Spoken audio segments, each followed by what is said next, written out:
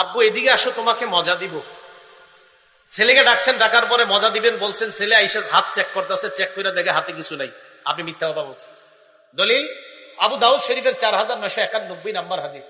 হাদিস শুনেন, আব্দুল্লাহ ইবনে আমির রাদিয়াল্লাহু তাআলা আনহুর বর্ণনা। তিনি বলেন, দাতনি উম্মি রাসূলুল্লাহ সাল্লাল্লাহু আলাইহি ওয়াসাল্লাম ফি বাইতিনা, আমার আম্মা আমাকে ডাক দিয়েছেন। আল্লাহর নবী আমাদের বাসায় ছিলেন, আম্মা আমাকে ডাক দিয়েছেন। ডাক দেওয়ার পর আম্মা আমাকে বললেন, হ্যাঁ তাল ওয়াতিকা শাইআন, আব্বু এদিকে আসো, তোমাকে আমি কিছু দিমু, এদিকে আসো আব্বু কিছু দিমু।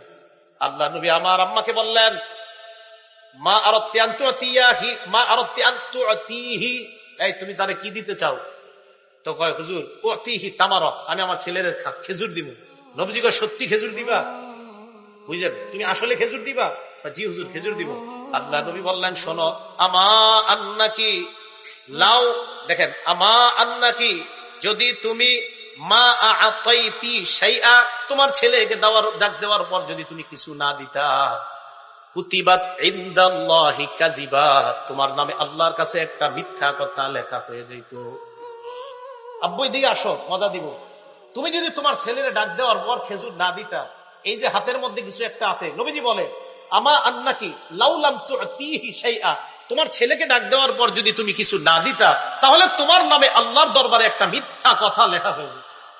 এখন সত্যি করে বলেন তো, আমাদের সমাজে অনেক ভালো মানুষরা আমরা বাচ্চাদেরকে এইভাবে ধোকাটা আমাদের দ্বারা হয়ে দেয়। এটা কিন্তু করবেন না। এখন আপনারা বাচ্চারা মুরগি আর কবুতর ধোকাটা দেন। মুরগি জবাই করার জন্য মুরগির এইভাবে ডাক দেন, হাতে আদার, মুরগি মনে করছে সত্যি আদার আছে, বেচারা আসছে, আসার পরে আপনি আদার না দিয়ে ধরে জবাই করছেন, এটা আপনি মিথ্যাবাদী, মিথ্যা কথা বলছেন।